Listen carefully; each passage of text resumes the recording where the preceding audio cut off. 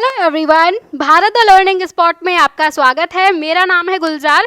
तो last video में हम पढ़ रहे थे foundation of Maratha power and the rise of Chhatrapati Shivaji, ठीक है, जिसमें हमने देखा था कि छत्रपति शिवाजी का जन्म 1613 में होता है। इनके फादर थे शाहजी भोसले और मदर थी जीजाबाई, ठीक है। इनके फादर शाहजी के पास में पुणे की जागीर थी, ये हमने देखा था। और जो दक्कन सुल्तान्स थे वो आपस में काफ़ी लड़ते रहते थे। इन्होंने 16 साल की उम्र में ही कई सारी मिलिट्री कैंपेन्स लॉन्च की थी।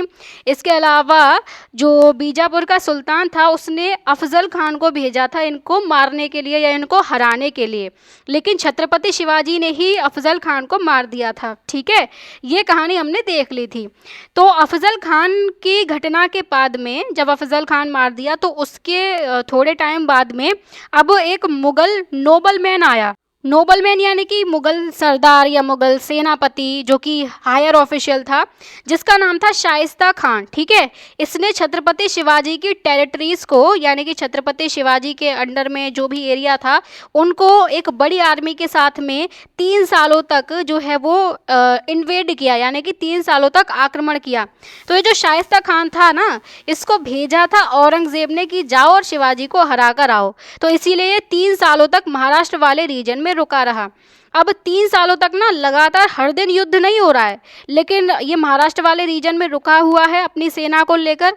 लगातार जो है वो कुछ दिन छोड़कर बार बार से अटैक कर रहा है, शिवाजी के एरियाज पर कब्जा करने की, उन्हें कमज़ोर करने की कोशिश करता रहा ये, ठीक है। फिर फाइनली 3 सालों के बाद जब ये इतने युद्ध चलते रहे तो छत्रपति शिवाजी ने कुछ सोल्जर्स के साथ में मिलकर इसको हरा दिया। कैसे हराया? गुरिल्ला वॉरफेयर के थ्रू। उन्होंने क्या किया, छत्रपति शिवाजी ने रात में रेड किया। रेड यानी कि अटैक कर देना, अचानक से अटैक कर देना शाइस्ता खान के कैंप पर। कैंप मतलब क्या होता है? जो सेना होती है वो टेम्पररी टाइम के लिए काफ़ी सारे टेंट लगा कर रहती हैं एक जगह पर, जैसे आपने मूवीज़ वगैरह में देखा होगा, काफ़ी सारे टेंट लगाकर सेना रहती है, तो वही चीज़ होती है कैंप। तो शाइस्ता खान के कैंप पर रात में शिवाजी ने अटैक कर दिया अचानक से।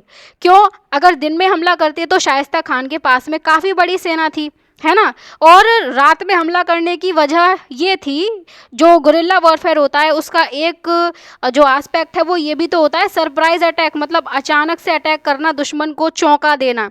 तो रात में अटैक करना जो है वो दुश्मन को चौंका देने वाली बात ही है, क्योंकि ज़्यादातर सैनिक सो रहे होंगे और सुरक्षा या सिक्योरिटी जो है वो कमज़ोर थी, इसीलिए जो दुश्मन है वो सतर्क नहीं होगा, है ना। तो रात में अटैक करने से वो अचानक से चौंक जाएंगे और ज़्यादातर लोगों को मारा जा सकता है आसानी से। तो इसीलिए शिवाजी ने रात का समय चुना। अब जो शाइस्ता खान था ये बहुत मुश्किल से, बेयरली यानी कि बहुत मुश्किल से एस्केप कर पाता है, यानी कि बहुत मुश्किल से ये बच पाता है इस अटैक से, इस रेड से, और अपनी कुछ उंगलियां ये गवा बैठा। अब इसकी कुछ उंगलियां कट गई और इसीलिए ये तुरंत के तुरंत, प्रॉम्प्टली यानी कि तुरंत के तुरंत ये महाराष्ट्र को छोड़कर भाग गया। अब ये जो डेयरिंग रेड थी, यानी कि ये जो बहादुरी भरा जो अटैक किया था छत्रपति शिवाजी ने, ये मॉडर्न डे के सर्जिकल स्ट्राइक की तरह लगता है, ठीक है। सर्जिकल स्ट्राइक क्या होती है? जो आज के समय पर की जाती है। इसमें क्या होता है कि सर्जिकल स्ट्राइक एक मिलिट्री अटैक होता है जिसका इंटेंशन होता है सिर्फ और सिर्फ एक स्पेसिफिक टारगेट को डैमेज करना, ठीक है। स्पेसिफिक टारगेट हो सकता है दुश्मन, जैसे आतंकवादी होते हैं ना, तो सिर्फ और सिर्फ उन आतंकवादी को जाकर मारना, उनके एरिया में घुस के मारना। और भी और जो लोग हैं, बाकी के जो कॉमन पीपल हैं या कोई इंफ्रास्ट्रक्चर है जैसे कि घर वगैरह, हॉस्पिटल्स, स्कूल्स, ठीक है, ये सारा कुछ इंफ्रास्ट्रक्चर होता है, तो इनको कोई डैमेज ना पहुंचे, या अगर डैमेज पहुंच रहा है तो कम से कम पहुंचे। ये चीज़ होती है सर्जिकल स्ट्राइक, ठीक है। तो मतलब क्या है, आज के समय पर जो आतंकवादी होते हैं उनको जाकर मार देना, उनके एरिया में घुस के सेना जाएगी और मारकर आ जाएगी, ठीक है। उसी तरीके से ही तो ये छत्रपति शिवाजी कर रहे हैं। ये शाइस्ता खान की पूरी इतनी बड़ी आर्मी पर अटैक नहीं कर रहे, उन्होंने क्या किया, सिर्फ और सिर्फ शाइस्ता खान के कैंप पर अटैक किया। मतलब इसके कैंप का मतलब क्या है, ये शाइस्ता खान यहाँ पर रुका होगा, इसके जो आसपास में जो है वो कुछ सैनिक के कैंप या टेंट और लगे होंगे, तो ये एक अलग कैंप हो गया, है ना। ऐसे ही बहुत बड़ी सेना थी तो वो बहुत बड़े एरिया में ही तो फैले थे। लेकिन शिवाजी ने शाइस्ता खान के कैंप पर अटैक किया, क्योंकि अगर सेनापति जो है, जो लीडर है, अगर वो ही डर जाएगा या अगर ये मर भी जाता शाइस्ता खान, तो सेना जो है वो वापस लौट जाती, क्योंकि सेना को लीड करने के लिए कोई भी नहीं है अब। तो इस तरीके से शाइस्ता खान को तो ये भगा देते हैं, लेकिन काफ़ी लंबे समय के बाद, 3 सालों के बाद, ठीक है। तो उसके बाद में ये जो 3 सालों तक लंबा अटैक चलता रहा था, बार बार अटैक हो रहे थे, लॉन्ग वेव ऑफ अटैक जो हो रहे हैं, इसके लिए छत्रपति शिवाजी ने रिटेलिएटरी एक्शन किया। रिटेलिएटरी एक्शन मतलब क्या होता है, कोई अगर हम पर अटैक करता है तो हम वापस से उस पर अटैक करते हैं अपने आप को बचाने के लिए या अपना बदला लेने के लिए, वो चीज़ होती है रिटेलिएशन, ठीक है। तो छत्रपति शिवाजी बदला ही ले रहे थे इस अटैक का। तो इन्होंने रिटेलिएशन में क्या किया था, सूरत को लूटा। ये सूरत कहाँ थी, ये सूरत थी गुजरात में, ठीक है। ये जो आपको मैप दिखेगा ये आज का गुजरात वाला मैप है, तो यहीं पर ही इस तरीके से है ये वाला मैप, ठीक है। तो यहीं गुजरात में ही यहाँ पर सूरत है, ये सूरत है, और ये आपको देखने को मिल जाएगा पुणे। तो शिवाजी जो थे वो यहाँ पर बैठे हुए थे, है ना, और यहाँ नॉर्थ इंडिया से शाइस्ता खान आया था, इन पर अटैक कर रहा था। फिर 3 सालों के अटैक के बाद शिवाजी ने शाइस्ता खान को तो भगा दिया, लेकिन उन्होंने अपना बदला लिया यहाँ सूरत से। क्यों, क्योंकि सूरत जो था वो भी मुग़ल एम्पायर के अंडर आता था, ठीक है। तो सूरत क्या है, सूरत एक वेल्दी पोर्ट सिटी है, मतलब एक रिच पोर्ट है। ये पोर्ट मतलब कि बंदरगाह, यानी कि जहाँ से ट्रेडिंग वगैरह होती है देश विदेशों से, समुद्री व्यापार जो होता है, ठीक है। जैसे ये सूरत है मान लो, ठीक है, तो सूरत जो है वो पोर्ट है। तो जैसे दूसरे देश से कोई जहाज़ आ रहा है जिस पर काफ़ी सारा सामान जो है वो लदा हुआ है, तो वो सामान जाकर यहाँ सूरत में खाली होगा, और जो व्यापारी हैं, भारत के व्यापारी, वो सूरत तक सामान लेकर आएंगे, यहाँ से जहाज़ में भरा जाएगा और फिर वो दूसरे देश तक चला जाएगा समुद्र के ज़रिए, ठीक है ना। तो वही चीज़ होती है पोर्ट। तो सूरत क्या है, सूरत पोर्ट सिटी है, किसकी, मुग़ल एम्पायर की, प्रेजेंट डे गुजरात में है, ओके। तो वहाँ से छत्रपति शिवाजी को एनॉर्मस ट्रेजर मिलता है, यानी कि बहुत ज़्यादा पैसा मिलता है, बहुत बड़ा ख़जाना मिलता है, जिसकी वर्थ थी लगभग 1 करोड़ रुपए का, ठीक है। मतलब उन्हें कितने पैसे मिले वहाँ से, 1 करोड़ रुपए मिले, जो कि एक बहुत बड़ा अमाउंट है उस समय का, ठीक है। यहाँ पर इस अटैक में उन्होंने क्या क्या चीज़ें ध्यान दी, उन्होंने ये ध्यान दिया कि रिलीजियस प्लेसेस पर कोई अटैक ना किया जाए, जैसे मंदिर, मस्जिद, गुरुद्वारा या कोई भी रिलीजियस प्लेस है उस पर कोई अटैक ना किया जाए। और उन्होंने एक इंसान के घर को भी स्पेयर किया था, स्पेयर यानी कि छोड़ दिया था, उसको सुरक्षित रखा था, जिसका नाम है मोहनदास पारेख, ठीक है। ये नाम भी आपको याद रखना है। तो ये मोहनदास पारेख जो है वो एक चैरिटेबल मैन था, मतलब दान पुण्य करता था, लोगों की मदद करता था, इसीलिए शिवाजी ने इसका घर छोड़ दिया, ओके। तो एक बार उन्होंने सूरत पर अटैक कर दिया है, अब वो दोबारा से सूरत को लूटने गए, तो उन्होंने सूरत को 2 बार लूटा है, ठीक है। अब ये जो इवेंट्स चल रहे हैं, शिवाजी जो है वो सूरत पर अटैक कर रहे हैं, तो ये इवेंट बहुत ज़्यादा फेमस हो जाते हैं। क्यों फेमस हो जाते हैं, क्योंकि सूरत तो मुग़ल एम्पायर के अंडर है, इतना बड़ा एम्पायर, इतना पावरफुल एम्पायर, और वहाँ पर एक इंसान आ रहा है छत्रपति शिवाजी नाम का, वो आकर अटैक कर दे रहा है। तो ये घटनाएं फेमस होती हैं और एक इंग्लिश न्यूज़पेपर में छपती हैं जिसका नाम था लंदन गैजेट, ठीक है। ये एक यूरोपियन न्यूज़पेपर था, यूरोप में छपता था। तो छत्रपति शिवाजी की जो कहानियां हैं वो विदेशों तक पहुंच चुकी हैं, ठीक है। इस लंदन गैजेट में क्या लिखा हुआ था कि छत्रपति शिवाजी ने सारे के सारे यूरोपियन डिप्लोमेटिक एजेंट को लेटर लिखा। ये जो एजेंट थे ये बैठे हुए थे सूरत में, तो सूरत में ही इनको लेटर लिख रहे हैं और उनसे इमीडिएट प्रेजेंस ऑफ मनी मांग रहे हैं, मतलब कि तुरंत के तुरंत पैसे चाहिए, वरना ये क्या करेंगे, वरना ये दोबारा से आएंगे और उस सिटी को र्यून कर देंगे, नष्ट कर देंगे, या फिर उसको दोबारा से लूट लेंगे अगर ये पैसे नहीं दे पाते हैं तो, ठीक है। तो ये यूरोपियन डिप्लोमेटिक एजेंट क्या होता है, यूरोपियन का मतलब तो यूरोप से आए हुए, अलग अलग जो देशों से आए हुए थे, जैसे कि यहाँ पर मैप ये रहा, तो ये अलग अलग देशों से आए हुए थे यूरोप के लोग, है ना। तो ये सब के सब यूरोपियंस हैं। तो इन्हीं से ही सूरत में डिमांड की छत्रपति शिवाजी ने पैसों की। बाकी डिप्लोमेटिक एजेंट क्या होता है? डिप्लोमेटिक एजेंट वो होता है जो किसी दूसरे देश का इंसान होता है, अपने देश को रिप्रेजेंट करता है और दूसरे देश में रहता है। क्या मतलब है इसका? जैसे इंडिया है तो इंडिया को रिप्रेजेंट करने वाले कई सारे एम्बेसडर्स हैं, बहुत सारे राजदूत हैं जो अलग अलग कंट्रीज़ में बैठे हुए हैं। जैसे कि कोई यूएसए में बैठा हुआ है, कोई ईरान में बैठा हुआ है, कोई इराक में बैठा हुआ है, कोई सऊदी अरेबिया में बैठा हुआ है, कोई श्रीलंका में बैठा हुआ है। ऐसे ही बहुत सारी कंट्रीज़ में इंडिया के एम्बेसडर बैठे हुए हैं। ठीक है, जैसे यूएसए में बहुत सारे इंडियंस रहते हैं, मतलब बहुत सारी कंट्रीज़ में भी रहते हैं इंडियंस। तो वहाँ पर अगर कोई इंडियन को कोई प्रॉब्लम होती है तो वही एम्बेसडर जो है वो देखते हैं। तो जो इंडियंस हैं वो उन एम्बेसडर के पास में डायरेक्टली जा सकते हैं, एम्बेसी में जा सकते हैं। इसके अलावा जो राजदूत होते हैं दूसरे दूसरे देशों में हमारे, वो हमारे देश की बातें करते हैं। मतलब जैसे यूएसए में कोई मीटिंग हो रही है तो उस मीटिंग वगैरह में जो है वो हमारे इंडिया को रिप्रेजेंट करने वाले एम्बेसडर जाएंगे जो यूएसए में बैठे हुए हैं। ठीक है ना, दो देशों के रिश्ते मजबूत करेंगे वो, इंडिया यूएसए के रिश्ते मजबूत करेंगे। मतलब सिंपल सी बात है, इंडिया की तरफ से वो काम करते हैं, इंडिया को रिप्रेजेंट करते हैं। ठीक है, उसी तरीके से ये जो यूरोपियंस थे ये डिप्लोमेटिक एजेंट हैं जो कि भारत में बैठे हुए हैं। मतलब ये क्या कर रहे हैं, ये कंपनी आई थी, पूरा देश का कोई रिप्रेजेंटेटिव नहीं है, ये कंपनी आई थी जिसका नाम था ईस्ट इंडिया कंपनी, अंग्रेज़ों की। ठीक है, ऐसे ही कई सारी और कंपनी थी अलग अलग यूरोपियन देशों की। तो ये जो ईस्ट इंडिया कंपनी है इसके कुछ व्यापारी थे, कुछ ट्रेडर थे। तो इन ट्रेडर्स के साथ में कुछ अधिकारी भी आते थे जो कि यही डिप्लोमेटिक एजेंट होते थे।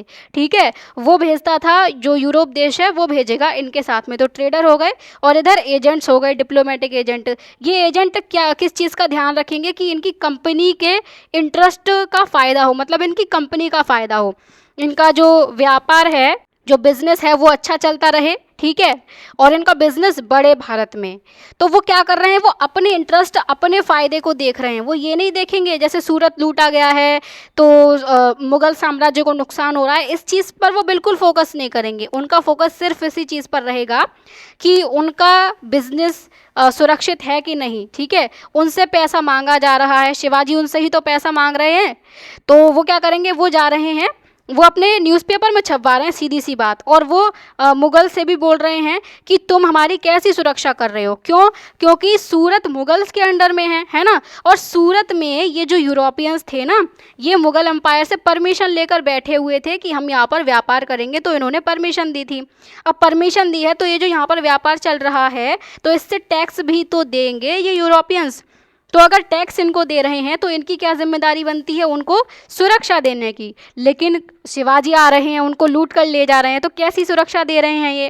तो इसीलिए इनकी बहुत ज़्यादा बेइज्जती हो रही है, और इसीलिए इन लोगों ने ये अपने न्यूज़पेपर में भी छापा कि ये कैसे कैसे काम चल रहे हैं यहाँ पर। तो यूरोपियन डिप्लोमेटिक एजेंट क्या होते हैं, सिर्फ और सिर्फ अपने इंटरेस्ट की बात करते हैं। हमारे गोदाम सेफ़ हैं कि नहीं, हमारा माल बचा रहेगा कि नहीं, हमारा व्यापार बंद तो नहीं होगा, व्यापार चलता रहे, कंपनी का पैसा सेफ रहे, बस इस चीज़ पर ये फोकस कर रहे हैं। ना कि इस चीज़ पर फोकस करेंगे कि मुग़ल साम्राज्य को नुकसान हो रहा है, नहीं। हमारे भारत के किसी भी बात पर ये फोकस नहीं करेंगे, सिर्फ और सिर्फ अपने हितों की ये बात करेंगे। समझ गए? तो शिवाजी ने इनसे पैसे मांगे थे, यहाँ तक बात हो गई। फिर ये जो सूरत की सैकिंग है, यानी कि ये जो सूरत की लूट है, ये मुग़ल एम्पायर की माइट यानी कि शक्ति, और उसके प्रेस्टीज यानी कि प्रतिष्ठा या सम्मान जो होता है, रिस्पेक्ट जो होती है, उसकी बहुत बड़ी इंसल्ट थी, है ना। तो इसीलिए औरंगज़ेब ने क्या किया, अब ये जो इंसल्ट कर रहे हैं छत्रपति शिवाजी इनकी, तो औरंगज़ेब को गुस्सा आया। औरंगज़ेब ने जय सिंह को भेजा। पहले औरंगज़ेब ने शाइस्ता खान को भेजा था, जो कि मराठों को ख़त्म नहीं कर पाया, मराठों को जीत नहीं पाया। ठीक है, तो अब औरंगज़ेब भेज रहा है जय सिंह को, जो कि एक डिस्टिंगाइज्ड राजपूत जनरल है। डिस्टिंगाइज्ड यानी कि बहुत ज़्यादा प्रतिष्ठित, यानी बहुत ज़्यादा फेमस, बहुत ज़्यादा कैपेबल एक सेनापति है ये। ठीक है, अच्छा योद्धा भी है। तो इसको भेजा, अब किसको, जय सिंह को। ये बात याद रखना, छत्रपति शिवाजी को हराने के लिए जय सिंह को भेज रहा है औरंगज़ेब। ठीक है, तो जय सिंह के अगेंस्ट में छत्रपति शिवाजी ने डिफीट स्वीकार कर ली, कंसीड यानी कि स्वीकार कर ली। ठीक है, एक्सेप्ट कर ली।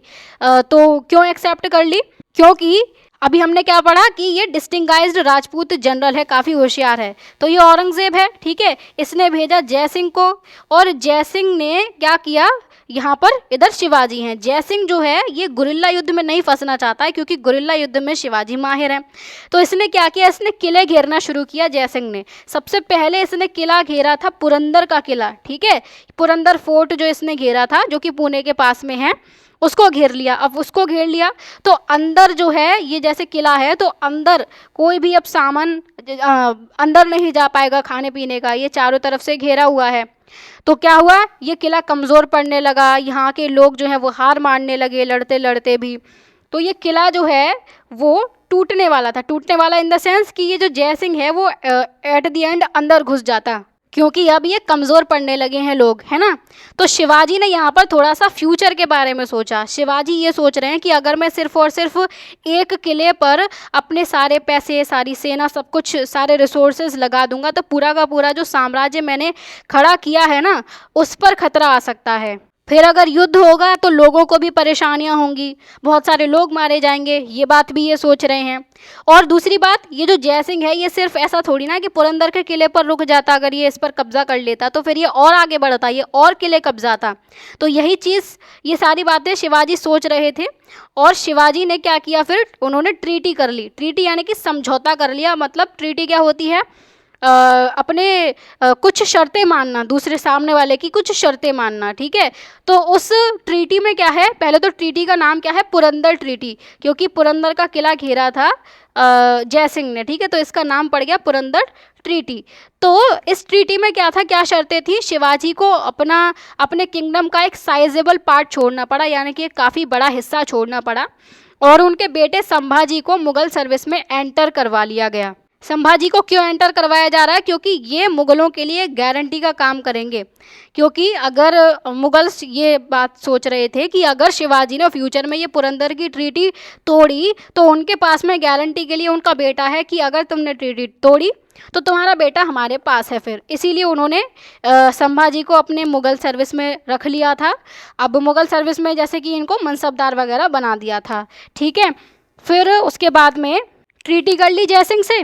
फिर छत्रपति शिवाजी ने जयसिंह ने छत्रपति शिवाजी को मना लिया, परसुएड कर लिया, यानी कि मना लिया कि आप मुगल कोर्ट को विजिट करें जो आगरा में है, ठीक है।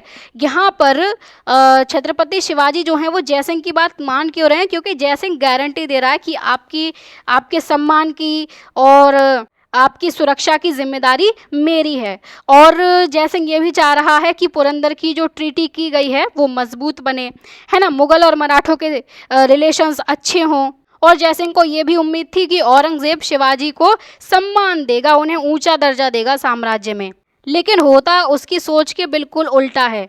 यहाँ पर छत्रपति शिवाजी को औरंगजेब के सामने खड़ा किया जाता है और मुगल जनरल के सामने खड़ा किया जाता है। ये मुगल जनरल वो मुगल जनरल है जिसको शिवाजी पहले हरा चुके हैं। अब इसका नाम क्या है ये नहीं पता है, ठीक है, लेकिन जिसको ये पहले ही हरा चुके हैं उसके सामने इनको खड़ा किया जा रहा है, राजा के सामने इनको खड़ा किया जा रहा है। तो ये इनको बहुत ज़्यादा इंसल्ट फील होती है, इनका सम्मान नहीं किया गया, बिल्कुल भी इनका अच्छे से स्वागत नहीं किया गया। तो इस इंसल्ट से इंसेंस्ड होकर, यानी कि बहुत ज़्यादा गुस्सा हो गए थे छत्रपति शिवाजी। तो उन्होंने क्या किया, वो दरबार से, कोर्ट से बाहर निकल गए, स्टॉर्म्ड आउट, यानी कि बाहर निकल गए। तो इसके चलते औरंगजेब ने इनको हाउस अरेस्ट कर लिया, यानी कि नज़रबंद कर दिया। क्यों, क्योंकि अब औरंगजेब को क्या लगा कि ये गुस्से में निकल कर गए हैं तो ये कहीं पुरंदर की ट्रीटी ना तोड़ दें, ये वापस से अपने किलों को हथियाने की कोशिश ना करें, तो उनको डायरेक्ट हाउस अरेस्ट कर दिया गया। हाउस अरेस्ट क्या होता है, जैसे ये घर है या कोई किला है, किला या हवेली है, तो उसमें इंसान को रख कर अंदर, बाहर से जो है वो पहरे लगा दिए जाते हैं, कई सारे लोग जो है वो पहरेदार बनाकर रख दिए जाते हैं और इस इंसान का यहाँ से आना जाना बंद हो जाता है, बाहर आना जाना, ठीक है। तो मतलब जेल जैसा कॉन्सेप्ट नहीं है, जेल में तो कंडीशन ख़राब रहती है, लेकिन ये उसी के घर में, इंसान के घर में ही उसको कैद कर दिया जाता है, एक तरीके से नज़र रखी जाती है उस पर, ठीक है।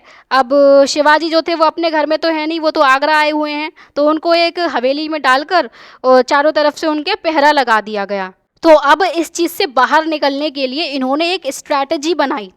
स्ट्रैटेजी मतलब क्या है, एक तो प्लान होता है, ठीक है, योजना होती है कि क्या करना है, क्या करना है, मतलब शिवाजी के पर्सपेक्टिव में इन्हें क्या करना है, इन्हें बाहर निकलना है। अब कैसे निकलेंगे, है ना, उसके लिए क्या करना पड़ेगा, वो चीज़ होती है स्ट्रैटेजी, यानी कि कैसे कोई काम किया जाए कि हमें सक्सेस मिल जाए। जैसे हम एग्ज़ाम के लिए अच्छे नंबर लाने के लिए पढ़ाई करते हैं, कितनी पढ़ाई करनी है, कैसे नोट्स बनाने हैं, कब पढ़ना है, ये सब स्ट्रैटेजी है, ठीक है। तो छत्रपति शिवाजी ने भी स्ट्रैटेजी बनाई। उन्होंने क्या किया, उन्होंने होली मैन को और मुगल जनरल्स को गिफ्ट देना शुरू किया। होली मैन यानी कि जो संत महात्मा होते हैं, साधु संत वगैरह जो होते हैं, धार्मिक लोग, उनको ये गिफ्ट भेजते थे, है ना, और मुगल जनरल्स को भी ये गिफ्ट भेजते थे।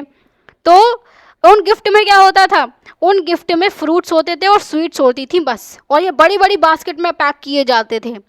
यहाँ पर इनका पर्सपेक्टिव क्या है, यहाँ पर छत्रपति शिवाजी जो है वो ये चाल चल रहे हैं कि पहले तो गिफ्ट भेजो बड़ी बड़ी बास्केट्स में, आदत डलवाओ पहले गार्ड्स की। ये गार्ड्स शुरुआत में चेक करते थे इनको, लेकिन फिर थोड़े समय बाद ही इन्होंने ये चेक करना रोक दिया कि यार रोज़ के वही बड़ी बड़ी बास्केट हैं, इनमें तो फल होंगे, मिठाइयाँ होंगी, चलो ले जाओ, निकल जाओ। तो इसी चीज़ का फ़ायदा उठाया छत्रपति शिवाजी, यही चीज़ एक्सपेक्ट कर रहे थे, क्योंकि उन्होंने यही स्ट्रैटेजी बनाई थी कि पहले आदत डलवाऊंगा, रोज़ जो है वो ये चेक करेंगे और उसमें फ्रूट और मिठाइयाँ ही मिलेंगी। तो एक दिन इन लोगों ने चेक नहीं किया, छत्रपति शिवाजी को मौका मिल गया, तो छत्रपति शिवाजी खुद और अपने बेटे संभाजी को इन्होंने क्या किया, उन्हीं बास्केट में छिपा लिया और वहाँ से निकल गए बचकर, ठीक है। और इसके बाद औरंगज़ेब छत्रपति शिवाजी को कभी भी नहीं पकड़ पाया। तो ये थी उनकी स्ट्रैटेजी कि हाउस अरेस्ट तक से वो बाहर निकल गए, ठीक है। तो ये कहानी हो गई। इसके बाद में ये आपको देखने को मिलेगा एक पैनल, जो कि छत्रपति शिवाजी महाराज पार्क में लोकेटेड है, मुंबई नाम की जगह पर। पैनल मतलब क्या होता है, जैसे स्टोन पर या किसी मेटल पर या किसी भी सरफेस पर खुरच खुरच कर जो है हम एक बड़ा सा चित्र बना देते हैं। जैसे ये बहुत बड़ा चित्र बना हुआ है, इसे हम बोलते हैं पैनल, ठीक है। तो ये कोर्ट सीन यहाँ पर दिखाया गया है, दरबार का सीन यहाँ पर दिखाया गया है, और यहाँ पर जो भी विजिटर्स हैं वो आकर छत्रपति शिवाजी से मिल रहे हैं। छत्रपति शिवाजी ये अपने सिंहासन पर बैठे हुए हैं, अपने थ्रोन पर बैठे हुए हैं, और इनके सिर के ऊपर ये आपको छाता भी देखने को मिलेगा। तो ये छाते का मतलब क्या होता था, छत्रपति का मतलब क्या होता था, उसे हम अभी समझेंगे, ठीक है। तो आगरा से छत्रपति शिवाजी निकल कर चले जाते हैं, बचकर चले जाते हैं। उसके कुछ सालों बाद 1674 में उनका होता है कोरोनेशन। कोरोनेशन यानी कि राज्याभिषेक। राज्याभिषेक क्या होता है, राजा बनने की एक ऑफिशियल सेरेमनी होती है। इसमें कई सारे लोगों को बुलाया जाता है, वैदिक विधि विधान जो है वो किए जाते हैं, वैदिक राइट्स जिसे हम बोलते हैं। तो इसमें क्या है, वैदिक मंत्र वगैरह जो होते हैं वो पढ़े जाते हैं, यज्ञ वगैरह जो भी करवाया जाता है। तो पूरे के पूरे वैदिक विधि विधान से छत्रपति शिवाजी का कोरोनेशन होता है। कहाँ पर, स्ट्रॉन्ग माउंटेन फोर्ट्रेस पर, यानी कि पर्वत वाला जो किला था, फोर्ट था, जिसका नाम है रायगढ़। तो वहाँ पर 1674 में उनका कोरोनेशन होता है, ये आपको याद रखना है। कोरोनेशन के बाद में इन्होंने टाइटल लिया श्री राजा शिव छत्रपति का, ठीक है। टाइटल क्या होता है, टाइटल किसी इंसान का काम या कोई पोजीशन बताता है। जैसे कि टीचर है तो टीचर एक टाइटल है, हम किसी को भी टीचर नहीं बोलेंगे, हम किसी को भी डॉक्टर नहीं बोलेंगे, जो जैसा काम कर रहा है वैसा ही उसका टाइटल है ना। और किंग जो होता है, राजा जो होता है, वो एक टाइटल है, सुल्तान एक टाइटल हमने पढ़ा, ठीक है। ये अलग अलग टाइटल होते हैं, सम्राट टाइटल होता है, और जिसे हम एम्परर बोलते हैं। तो ऐसे ही ये छत्रपति का टाइटल इन्होंने लिया, पूरा नाम है श्री राजा शिव छत्रपति, पूरे के पूरे टाइटल का नाम, ठीक है। तो और इसके अलावा इन्होंने क्या किया था, कुछ पास्ट रूलर्स की तरह, पास्ट रूलर्स मतलब छत्रपति शिवाजी से पहले जो भी रूलर्स रहते थे, बहुत सारे रूलर्स ने अपने अपने एरा शुरू करवाए थे। एरा यानी कि हम कैलेंडर बोल सकते हैं, अपना अपना कैलेंडर शुरू करवाया था, ठीक है। जैसे आपने एक फेमस सुना होगा विक्रम संवत, तो वो भी एक कैलेंडर है, वो विक्रमादित्य ने शुरू करवाया था, एक राजा ने शुरू करवाया था। तो छत्रपति शिवाजी ने कौन सा एरा शुरू करवाया था, कौन सा कैलेंडर शुरू करवाया था, राज्याभिषेक शक, ठीक है। ये भी आपको याद रखना है। तो अब समझ लेते हैं छत्रपति का मतलब क्या होता है। छत्र यहाँ पर मेंशन किया गया, यानी कि छाता। कैसा छाता, शाही छाता, जो कि राजा के सिर के ऊपर रखा जाएगा, ठीक है। और पति यानी कि स्वामी या मालिक, यानी कि ओनर हम बोल सकते हैं। तो यानी कि जो शाही छाते का ओनर है, ठीक है, यानी उस छाते का मतलब क्या है, सर्वोच्च है वो। तो सर्वोच्च राजा है, सबसे ऊंचा राजा है, स्वतंत्र राजा है, क्योंकि ये जो छाता है जो यहाँ पर दिखाया गया है जैसे, तो छाता जो है ना वो छत्रपति शिवाजी की सत्ता को दिखा रहा है, उनकी पावर को दिखा रहा है, उनकी इंडिपेंडेंस को दिखा रहा है। तो इसीलिए पावर का ओनर वो है छत्रपति। ठीक है, यानी सिंपल टर्म में छत्रपति का मतलब है वो राजा जो इंडिपेंडेंट है और सबसे ऊपर है, सर्वोच्च राजा है। ठीक है, अब शिवाजी ने अपने कोरोनेशन में अपने आप को इंडिपेंडेंट डिक्लेयर कर दिया कि मैं किसी और राजा के अधीन, किसी सल्तनत के अधीन नहीं आता हूँ। वही चीज़ है छत्रपति, जिसके सिर पर शाही छाता हो, यानी कि जिसके पास अपनी खुद की सत्ता हो। क्लियर?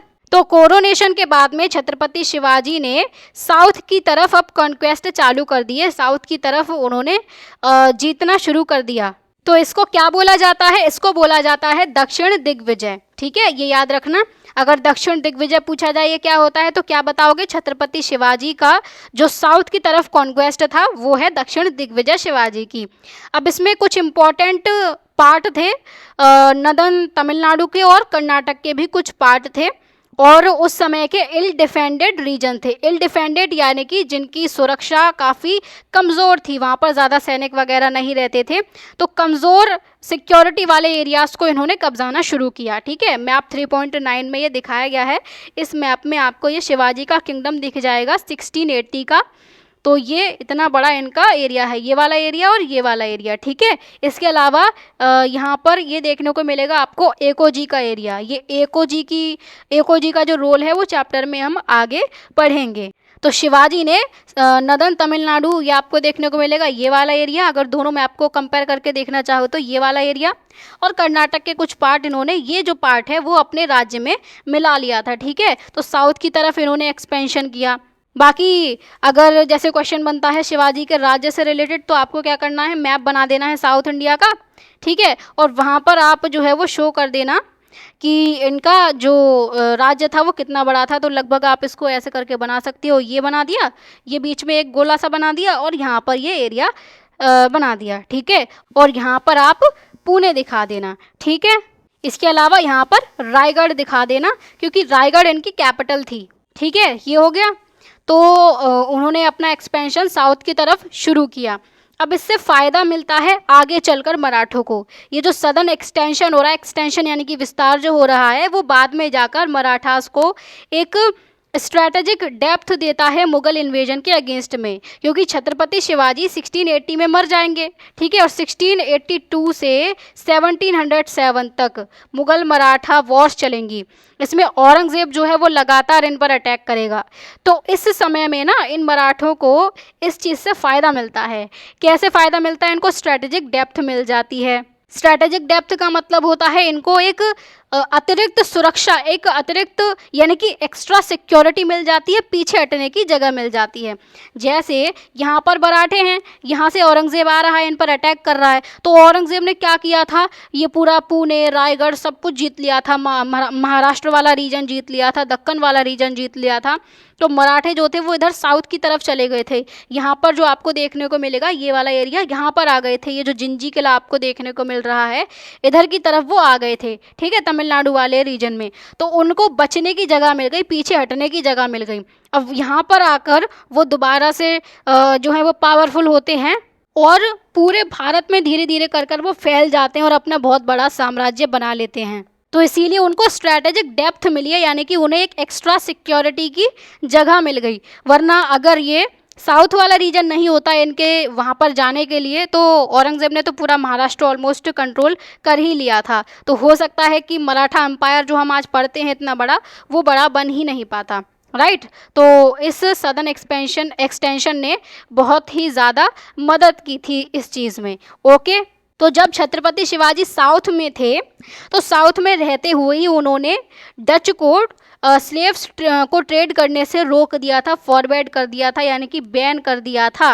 ठीक है, ये डच क्या कर रहे थे साउथ में, ये गुलामों का व्यापार कर रहे थे। ये क्या करते थे, ज़्यादातर यूरोपियंस उस समय इंडियंस को पकड़ रहे थे और उनको बेच रहे थे गुलाम बनाकर, और पैसे कमा रहे थे।